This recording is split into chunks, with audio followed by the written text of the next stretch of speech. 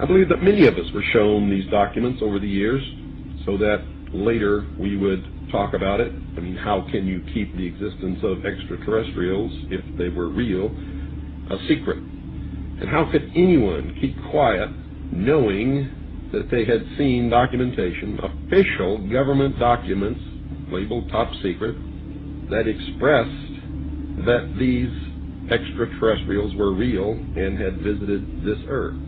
I wanted to know just how true all of this was, and I began a program of research to find out if extraterrestrials were real. What I discovered was amazing. What I discovered, ladies and gentlemen, is that there has been a plan in existence to create an artificial extraterrestrial threat to this Earth in order to create a one-world totalitarian socialist government. All the bombardment of the public with movies about flying saucers in the 50s, right after the United Nations Treaty was signed and the UN Participation Act was pushed through Congress, and all of the incidents since that have convinced the majority of the American people that flying saucers are real and extraterrestrials exist, and that flying saucers are from an extraterrestrial origin. This is being promulgated in many ways, by television commercials, in the movies, in the newspapers, by creating incidents either real or imagined.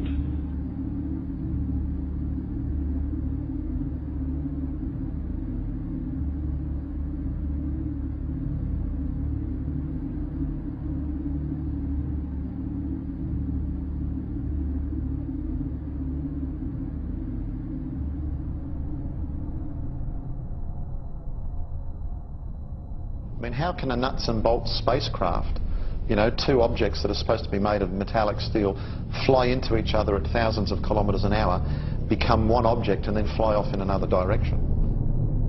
He says the UFOs do not seem to exist as tangible, manufactured objects. They do not conform to the natural laws of our environment. They seem to be nothing more than transmogrifications tailoring themselves to our abilities to understand. The thousands of contacts with the entities indicate that they are liars and put-on artists. The UFO manifestations seem to be, by and large, merely minor variations of the old-age demonological phenomenon.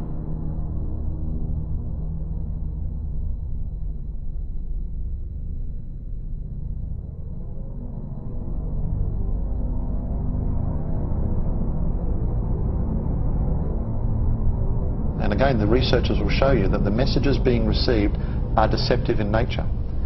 They will tell you things like, well, you know, we've come from Venus or Mars. In the 60s, that was the messages. Well, we now know that's impossible. Now they say they come from Sirius or Orion or Zeta Reticuli or somewhere far off, where we can't test those claims. And that's the problem.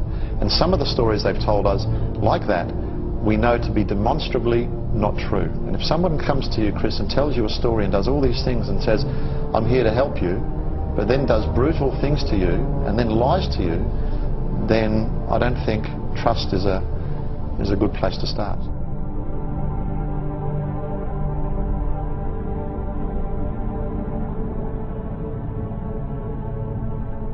There is no evidence, I wish to emphasize, that these life forms from elsewhere are hostile towards us.